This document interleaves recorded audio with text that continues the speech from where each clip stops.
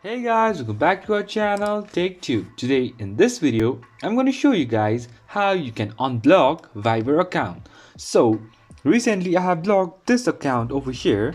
So I'll be teaching you guys a very easy step to unblock this particular chat. So let's just get started. Firstly, what you need to do is just go to your Viber and find the account that you have blocked. So I have blocked this account. So what I need to do is just go to the account and then go to top right corner onto the three dots like this, and then go to chat info. Now all the way down you'll be having the options which says unblock this chat, which is just above like hide this chat.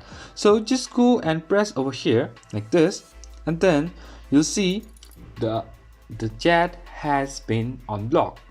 So that's pretty much, guys. That's how you do it. I hope this video is helpful for you guys.